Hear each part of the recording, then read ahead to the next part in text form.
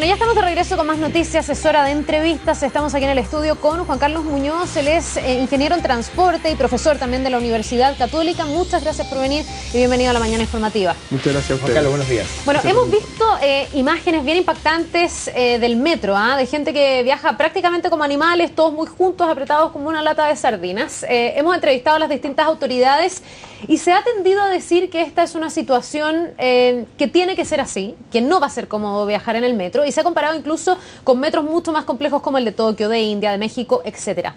¿Es la situación del metro normal? ¿Estamos ante una contingencia y tiene que ser solucionada? ¿O ya nos tenemos que acostumbrar definitivamente a que viajar en metro nunca más será lo mismo? Déjeme partir por poner esto en el contexto. O sea, hoy día es, ¿no es cierto?, son las 10 de la mañana, yo llegué aquí en metro, salí de mi casa a las 9. Y llegó. Mi viaje fue estupendo. Mi viaje fue... El metro pasó súper rápido, se vino rápido, hice combinación de la línea 4 con la línea 1 y llegué 5 minutos antes como yo tenía programado llegar a la entrevista. Y mi experiencia es la experiencia de más del 75% de los usuarios de metro que ocupan cada día o durante la semana. Hay un 25% de los usuarios en los cuales tenemos un problema, que son los usuarios de la hora punta. Entonces, lo primero que hay que decir es que hay que focalizar el problema en que es en un momento del día en que esto ocurre.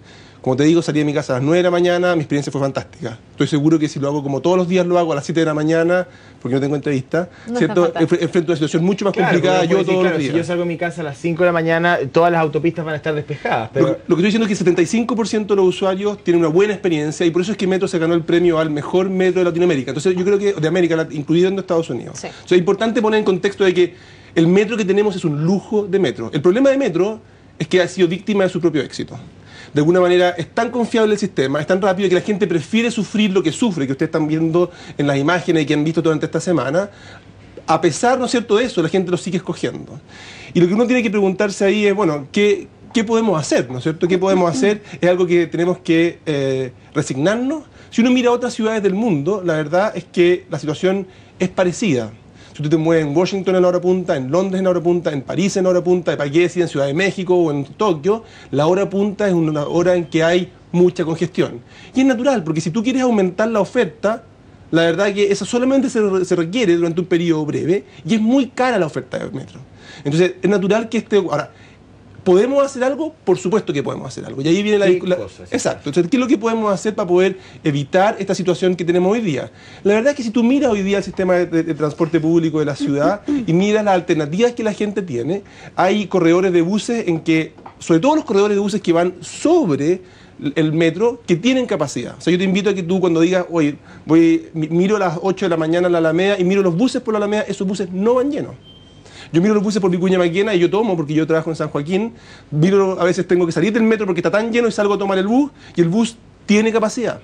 El problema es que el servicio de buses que tenemos en la ciudad no presta un nivel de servicio que a nosotros nos parezca adecuado. Y que en paralelo a las quejas del metro, esta semana también hemos visto un montón de quejas en contra de los buses. Entonces uno dice, ¿cómo se agudiza la situación de metro cuando no hay buses que parezcan atractivos para tomarlo? ¿Qué alternativa se tiene? Bueno, entonces el punto aquí es, yo tengo que lograr que la gente... Lo otro importante, el problema está para quedarse. O sea, si Metro no tiene mucha capacidad de aumentar su oferta.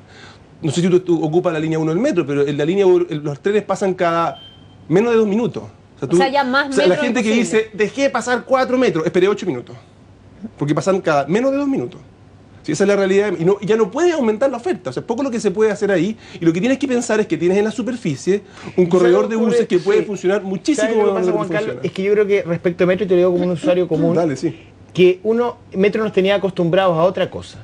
Ese es el problema. Uno estaba acostumbrado a pagar el ticket, bajar, que se abrieran las puertas, entrar a una suerte de espacio gigantesco a cualquier hora, viajar rápido, pasar a otra estación y punto. Ya hasta ir sentado. Pues porque tú y yo somos clase ABC1, ¿no es cierto? Y lo que pasó aquí fue que con Transantiago, con la integración tarifaria, hubo mucha gente que no podía usar metro, que le hubiese encantado usarlo, pero no podía porque le significaba pagar 2 tarifas. Pero ahora se está hablando incluso de aumentar la tarifa como una medida de contención. No, pero tú dices entonces que es el Transantiago el responsable de que el metro esté con este nivel de sobrecarga. A mí me parece muy bueno que el sistema tenga integración tarifaria porque le permite a la gente usar el sistema en su completitud. Y hoy día es cierto, las clases D y E socioeconómicas hoy día acceden a metro y antes no. Y me parece muy bien que sea así. O sea, es razonable que la inversión más importante que tenemos de infraestructura la puedan usar todos los santiaguinos. Entonces tú dices, bueno, entonces hagamos una cosa, subamos la tarifa. ¿Eso resuelve el problema? Lo resuelve. O sea, si tú dices mañana el metro sube 100 pesos y los buses bajan 100 pesos, la gente va a empezar a ocupar el bus. Ahora, mi sensación es que con eso estás bajando del metro al más pobre, ¿verdad? Y no sé si esa es una medida no es una medida muy adecuada. A mí me encantaría poder decir, baja del metro a aquel que se beneficia menos por usar el metro. Es decir, que la alternativa del bus es buena, que no es tan mala como es hoy día. Y para eso lo que tienes que hacer es invertir en infraestructura para buses. Hoy día llevamos un buen tiempo sin ver nuevos corredores, todavía las zonas pagas son estos corrales, ¿no es cierto?, que se hicieron al principio como medida paliativa. Es importante decir cómo yo puedo lograr que los buses tengan un mejor nivel de servicio, y eso se puede hacer. Y eso lo que tiene que lograr la autoridad es enfrentar al automovilista. En la hora punta, darle más prioridad al bus significa decirle al automovilista, prefiere alternativas, viaje a otra hora, súbase al transporte público. O sea, de alguna manera decirle, mire, tenemos, y es la única forma, porque tú me puedes decir, sí, pero es que ¿cómo va a subir automovilista al transporte público si es que en realidad es tan malo? Yo te digo, mira, a las tasas de crecimiento económico que tenemos, como están debajo los autos, lo único que vamos a conseguir, si no hacemos estas medidas, es que haya más y más autos y el problema se nos agudice. O sea, en la hora punta lo que tenemos que hacer es trabajar por mejorar el transporte público y bajar a la gente de la Juan Carlos, uno escucha tus palabras, inevitablemente uno piensa que aquí la integración entre todos los sistemas de transporte es un tema fundamental. O sea, uno está viendo aquí que la solución para Metro pasa mucho porque el bus funcione bien y sea atractivo para la gente. ¿Tú ves hoy día que hay esa mirada en las autoridades? ¿Estamos teniendo como una visión integral de los sistemas? Porque incluso yo te lo decía, hemos visto quejas en Metro y paralelamente hemos visto quejas en el Transantiago, cuando pareciera ser que esto ya es todo un mismo sistema de transporte, más allá de cómo se administre puntualmente cada uno de los medios, pero pareciera tener que ser un plan maestro integral. Tu pregunta, Carla, es muy buena y quisiera ahondar en ella. Primero quisiera decir que Transantiago también es Metro. A Metro le encanta separarse de Transantiago. Metro es la columna vertebral del Transantiago, y en ese sentido tiene que hacer un gran esfuerzo también por hacerse cargo de que él era un complemento de los buses e informar a los usuarios en ese sentido. Creo que hay una tarea pendiente que es importante. Yo creo que las autoridades, con esto del Twitter que han estado sacando esta semana, han hecho un gran avance de decir, ok, vamos a informar mejor y vamos a contar un poco más de lo que pasa en la superficie. Pero tu pregunta es fenomenal. La pregunta es, ok, entonces esto no es un problema de mirar el metro separado de los autos, separado de los buses, separado de los ciclistas, separado de dónde ponemos a la gente. Y eso nos lleva a pensar de que en Santiago necesitamos una autoridad metropolitana. Necesitamos una autoridad que vele por el sistema completo. Hoy día, por ejemplo, la autoridad, el ministro, con una gran iniciativa, dice, vamos a darle más prioridad al transporte público, vamos a pintar las líneas de buses de rojo, vamos a poner cámaras, ¿no es cierto? Y vienen algunos alcaldes, por ejemplo, dicen, en particular de Providencia, dicen, no me gustan las pistas rojas a mí. Y una cuestión que tiene que ser completamente integral en la ciudad, se ve limitada y reducida, porque uno de los alcaldes dice, ¿sabe qué? En mi comuna no. Eso no tiene ningún sentido. Ningún sentido. O sea, y eso pasa, alcalde mayor evidente. Eso pasa. ¿Y ese rol no lo cumple el coordinador del Transantiago? No. Porque el coordinador del Transantiago uno entiende que debería estar sobre la gestión de los buses y del metro también. La autoridad de Transantiago es tan débil que no existe. Es un programa del ministerio. La persona a cargo de Transantiago ni siquiera puede firmar un cheque. O sea, no tiene rango, por decirlo no puede firmar un cheque.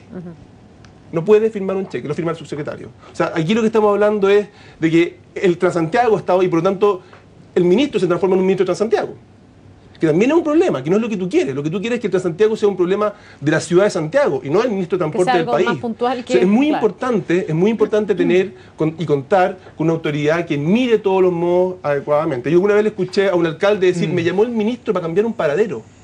Que por qué, por favor, cambiamos el ministro. Uno, no puede estar preocupado Juan Carlos, cuando hablamos de este tema, uno ya comienza a mirar el asunto de forma más general. Entonces uno dice, bueno, ¿cuáles son las señales que está dando la autoridad? Primero, ¿hay congestión en Santiago? Sí. ¿Qué sale a hacer el Ministerio de Obras Públicas? Anuncia un plan Santiago Oriente con una serie de autopistas y pistas y sobrepistas y etcétera. Segundo, el cobro de los estacionamientos en los centros comerciales. El CERNAC dice que no se puede cobrar, que los automovilistas deberían ser gratis, y hay una mesa de negociación estancada. Ahí estamos facilitando el uso del vehículo particular. Y por otra parte, los esfuerzos que se realizan para poder fortalecer el transporte público. Entonces, ¿hacia dónde va hacia dónde van las decisiones de la autoridad? O son los autos o es el transporte público, pero las dos cosas al mismo tiempo al parecer no pueden ser. Mira, es justamente el punto. O sea, lo que uno observa hoy día es que la autoridad lo que tiene es un temor hacia el automovilista. De decir, tenemos que lograr de que los automóviles se puedan seguir moviendo de la forma que quieren, que puedan seguir llegando a Costanera Center en automóvil, que es ridículo Es ridículo pensar que la forma de llegar a ese lugar, sobre todo en la hora punta, sea en automóvil, cuando va a tener miles y miles de personas llegando y la capacidad sencillamente, obviamente nos da, y no hay que ser ingeniero para darse cuenta de eso, ¿no es cierto? Entonces, lo que la autoridad tiene que tratar de hacer es darse cuenta que lo que tiene que hacer es fortalecer el uso del transporte público, sobre todo en las horas punta, entregar más vías exclusivas, dar la señal al automovilista, ¿no es cierto?, de que no es un derecho andar por la autoridad, es un lujo andar por las vías de transporte, sobre todo en la hora punta, y por lo tanto tiene que ser capaz de poder dar señales que van justamente en la dirección opuesta de lo que hacía el CERNAC de decir no se puede cobrar. Hay que cobrarle al automovilista por el costo que tiene, porque es la única forma de que nuestra ciudad no se nos entrampe finalmente sin ninguna solución. Y estamos a tiempo, pero cada vez se hace más difícil. Okay, y para eso, sí. Perdón, pero para eso antes, mi pregunta, como automovilista que soy y lo reconozco, y hago mi mea culpa. Para eso antes no tenemos que prestar un buen sistema de transporte público. Porque hoy día me pueden invitar 20 veces a bajarme del auto, pero la verdad es que tengo re pocas ganas de bajarme del auto. No, y poca fe de que mi experiencia vaya a ser mejor apretada como sardina o esperando un bus que pasa lleno y me pasan 3 y pasan todos llenos. Entonces mi pregunta es, está bien, yo entiendo que la prioridad debe ser esa, pero hay que partir por algún lugar, ¿no? Y pareciera ser que tiene sentido lo que están haciendo las autoridades de focalizar por lo menos los primeros esfuerzos en los buses, o yo no lo estoy interpretando mal, no sé. Evidente, o sea, yo creo que aquí la pregunta es ¿qué es primero, el huevo o la gallina?, ¿no es cierto? Yo creo que lo que hay que hacer primero que nada es decir, ok, esto parte por darle prioridad al transporte público, y significa construir los corredores, pintarlos de rojo, poner las cámaras, mejor las estaciones, darle prioridad a los semáforos. O sea, hay todo un tema que uno puede hacer que haría que andar en bus sea mucho mejor, ¿no es cierto?, que sea mucho más confiable, como fue mi viaje hoy día en metro, que sea confiable, que yo sepa cuánto me voy a demorar y que sea rápido y que sea digno. ¿Sí? Que no lo pase mal, porque la gente lo está pasando mal. Hay que entender que cuando tú empiezas a construir los corredores, eso empieza a correr un poco a los automovilistas para el lado, y probablemente durante ese tiempo de construcción habría un periodo en que los automovilistas van a decir todavía no hay un transporte público digno y mis condiciones empeoraron. Pero no hay alternativa, o sea, tú no puedes esperar que las vías de transporte público, ¿no es cierto?, se construyan de un día para otro, y lo que repito el tema, o sea, si nosotros no vamos por esa alternativa, tu vida como automovilista va a ser peor y peor, como probablemente lo has estado experimentando en la última década. Juan Carlos, vamos al tema de los contratos, porque ahí parece que están las fichas del ministerio puestas en eso. Ellos dicen que los nuevos contratos y esta suerte de variables de mercado que se le está introduciendo a la relación entre los operadores y el ministerio podría mejorar el panorama de aquí al mes de diciembre, más o menos. ¿Tú crees que efectivamente va a ser así?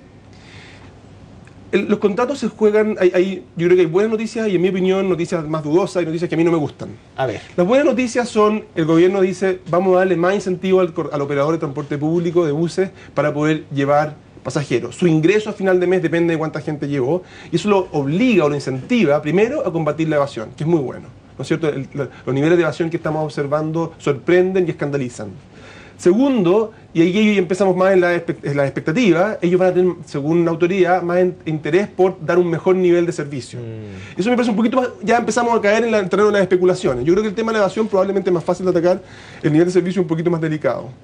Y aquí empezamos un poco más en los problemas, porque cuando tú le das el incentivo también al operador de poder mover, de recibir su ingreso por pasajero transportado, lo que hace el operador es traspasarle ese incentivo al conductor. Y cuando el conductor siente que efectivamente el ingreso que recibe a fin de mes, su sueldo, depende de cuántos pasajeros lleva, empieza a sentir que el bus de su misma línea, de su misma empresa y su misma línea que va adelante y van atrás son sus competidores y sus rivales. Y empieza la guerra, y empiezan los accidentes. Y entonces, a mí lo que me preocupa, ahora lo bueno, como las amarillas que pasaban, ¿te acuerdas? Sí, pero era horroroso. Ahora, lo bueno que tiene el sistema actual, que es estar un poquito más optimista, es que hay solo 5 empresas. Antes teníamos 3.000. Y por lo tanto es un poco más fácil de coordinar, de eventualmente poder decir, ¿sabe qué? Esto está volviéndose un problema, echemos pie atrás, por ejemplo, o busquemos una cosa diferente. Pero ahí tenemos, y lo otro que a mí me preocupa también es que se da un montón de incentivos a los operadores de... Bueno, primera cosa, se han cambiado los colores. A mí me gustaba el sistema antiguo, en que uno se sabía que estos blancos son los troncales, son claritos para la gente entenderlo, y los de colores son los alimentadores. Claro. Y me parece que esta lógica nueva... Pero hay integración de recorrido. Sí. Eso es lo que ha prometido el ministerio al menos.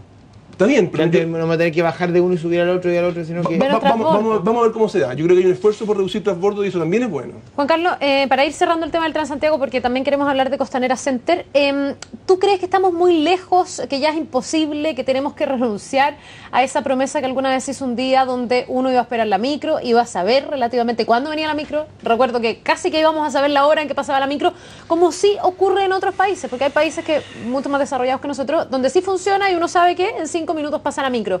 ¿Eso en Chile y en Santiago específicamente es inaplicable? No, no es inaplicable. Yo creo que Transantiago, a ver, yo creo que Transantiago dio los pasos difíciles y lo que tiene que hacer ahora es darle Afinar. infraestructura. Ahora, la verdad es que, por ejemplo, yo en mi celular yo sé cuánto falta para que pase la próxima micro.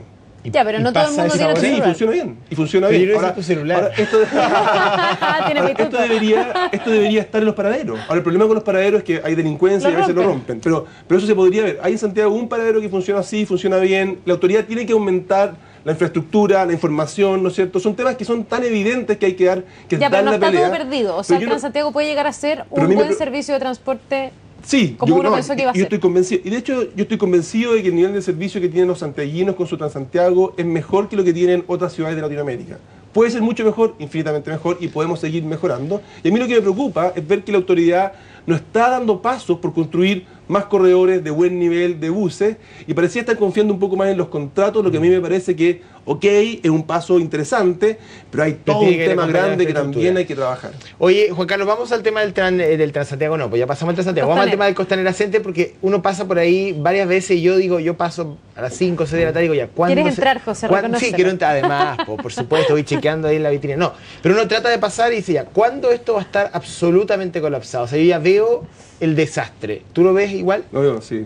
Lo veo y me parece que, de nuevo, esto le da- o sea, así como la no construcción de corredores de buses explota en la cara hoy día con un metro llegando a capacidad, la constante y permanente aumento de incentivo al transporte privado por medio de construir más vías y la quimera de que a través de rayos de giro y una pista adicional va a resolver el problema de transporte en esa zona, también va a explotar en la cara.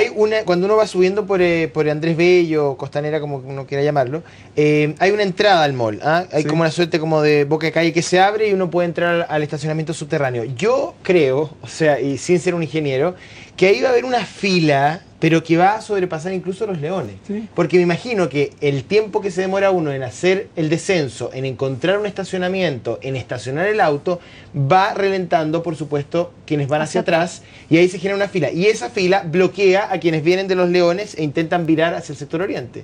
Entonces, ahí se va a producir un nudo Sí, enorme. y lo que va a pasar también no solamente va a provenir desde dentro del mall, porque al principio a lo mejor no va a haber tanta demanda, a medida que empiece a agarrar demanda va a pasar lo que tú dices.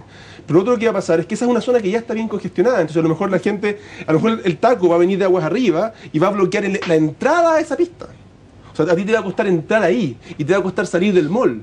Porque la gente que va a salir afuera se va a encontrar con un taco enorme y la salida del mall también va a ser dramática. Juan Carlos. O sea, yo creo que ahí tenemos un problema grave que se soluciona también diciendo que la gente llegue a esta zona de otra forma. A mí me parece un despropósito y una tontera haber puesto un mall en ese lugar. Ya, pero las medidas de mitigación entonces no sirven de nada porque se ha retrasado incluso la apertura del mall a raíz de que no estaban listas las medidas de mitigación y que faltaban un montón de autorizaciones. ¿Esas medidas de mitigación no van a dar abasto? A mí me parece que en el corto plazo no van a abasto, en el largo plazo son mucho peor. Menos. Porque en el largo plazo está dando la señal a la gente, aquí lleguen auto. Cuando justamente lo que queremos es que no lleguen auto. Pero un mall no es necesario llegar con el auto, Juan Carlos. Te lo pregunto porque uno ve dónde están ubicados los malls en otros países. Y efectivamente en Estados Unidos uno tiene malls que quedan alejaditos Si no, de la José, en la ¿cómo se periferia, llama ¿no es la cierto? Claro, O sea, en la- por eso digo, lo primero fue una tontera de por qué pones un mall ahí. Ya está ahí porque me voy a comprar un refrigerador y ¿cómo lo saco de ahí? Estoy de acuerdo. Ahora, a lo mejor hay que pensar la forma como puede llegar de manera que sea consistente con todos los otros viajes que se realizan. Quizás tú puedes decir, peatonalicemos algunas áreas, que esas cosas, esos refrigeradores te los vayan a dejar. O sea, hay que pensarlo bien, pero lo que estamos hablando es un problema re grave. O sea, cuando decimos, la gente va a estar saliendo, voy a caricaturizar lo que tú estás diciendo, con lavadora, más encima, ¿no es cierto? Un sofá. Con cosas saliendo de ahí. Bueno, es un problema todavía más grande. O sea, no podemos permitir que en nuestra ciudad se generen estos lugares de atochamiento tan grandes, fomentando que Juan la gente Carlos, llegue en automóvil. ¿y quién no lo puede permitir? Porque esta es la pregunta del Esa es la millón y se la hemos pregunta, hecho a claro, todo el planeta claro. y Bueno, nadie nos ha podido contestar. sí, pues, Una cosa es que hoy día veamos a todas las autoridades tratando de desincentivar que la gente vaya en auto al Costanera Center, cosa que parece bastante absurda. Pero tú dices, lo absurdo es que el mall esté ahí. Sí. ¿Quién diablos dejó que el mall esté ahí? ¿Y a quién le pasamos hoy día la cuenta y le decimos, ¿sabe qué? Usted explíquele a la gente por qué este mall está aquí. Pareciera ser que hay una autoridad súper difusa y que todos se tiran la pelota entre uno y otro y la cuenta no se la podemos pasar mucho a nadie y nos tenemos que bancar No, el taco. a ver, primero que nada, de nuevo volvemos al problema anterior. falta una autoridad. O sea, aquí tenemos probablemente una legislación que es bastante fragmentada. Y viene la Municipalidad de Providencia y probablemente mira una parte del problema, no tiene por qué ver lo que pasa en otros lugares, ¿no es cierto? Mira una parte del problema, mira sus ingresos personales, como ingreso, y dice, esto también parece súper bueno, digamos, ¿no? Como noticia para la gente de Providencia, esto me va a permitir a mí hacer otras cosas también. Aumentar casas municipales. ¿Sí? A lo mejor el Ministerio de Transporte ya ve la autorización y trata de hacer algunas cosas y poder exigir algunas soluciones, pero si hubiera una autoridad metropolitana que mirara el problema completo y que tuviera en la misma mano trenes, buses, autos, bicicletas, peatones, localización de actividades, la decisión hubiese sido otra. O sea, no se hubiese permitido una cosa como esta. Sí, es realmente ridículo. ¿Y ahora qué se hace dentro de las alternativas que tú manejas? Por ejemplo, una suerte de radio peatonal en la zona, bueno, tarificar la zona. Evidentemente, o sea, justamente cuando el CERNAC dice no cobre, exactamente, es como uno dice, bueno, ¿en qué estás pensando? Por suerte yo creo que sí van a cobrar, me imagino que sí van a cobrar. Yo creo que hay que tratar de que la legislación cambie a decir, mira, los edificios tienen que tener un mínimo de estacionamiento, más bien en estas zonas tienen un máximo de estacionamiento. ¿Sí? Es decir, a tratar de transmitir a la gente que la forma de llegar aquí es de otra forma. Yo evaluaría la posibilidad, por ejemplo, de que en la zona, en la hora punta, por ejemplo, Vitacura pueda hacer en esa zona peatonal y que los buses puedan pasar rápido y que los automóviles tengan que durante ese periodo buscar alternativas. De alguna manera poner espacios de estacionamiento un poquito más en la periferia. Por ejemplo, otra cosa ridícula, ¿por qué en Estación Los Dominicos del metro no tenemos un súper buen estacionamiento para automóvil? Que la gente que va a Los Dominicos, a lo mejor a esa zona, se estaciona en Los Dominicos, baja en metro, un metro que a esa hora está el descueve además, ¿no es cierto? Y puede llegar a esa zona de otra forma. ¿Por qué? Porque de nuevo no hay alguien que esté mirando la cosa completa. Entonces, la pregunta es, la forma sería, en mi opinión, fomentar modo alternativo, darle con mucha fuerza al transporte público. Yo pondría de la estación Tobalaba un paseo peatonal fuerte con estas cintas de aeropuerto, para poder llegar a esa zona. Cuando tú vas al aeropuerto no te estacionas al lado de la manga. No, claro. ¿No es cierto? Te estacionas como a 1 kilómetro. Como a 2 kilómetros. Y mientras más lejos, el estacionamiento vale menos, ¿tú sabes? ¿Y tú te mueves con maleta, o no? Claro. No con refrigerador, pero con maleta. A veces. Bueno, con maleta. Me he traído refrigerador. Bueno, o sea, lo que te quiero decir es que así se hace. Cuando mucha gente quiere estar en el mismo lugar al mismo tiempo, tú no puedes permitir que la gente llegue en auto ahí. Establece controles. Bien, pues Juan Carlos, muy interesante la conversación, un montón de desafíos. Vamos a ver cómo se comporta esto de Costanera Center, que va a ir abriendo gradualmente, lo que nos va a hacer familiarizarnos un poquito más lento, pero vamos a ver si esto revienta o no en algún momento, tal como es tu. Y gente de las tiendas del retail me van a tener que llevar a mi casa el refrigerador. Se acabó, lo voy a buscar en la despacho. Gracias. Muy bien, muchas gracias. Oye, vamos a la página.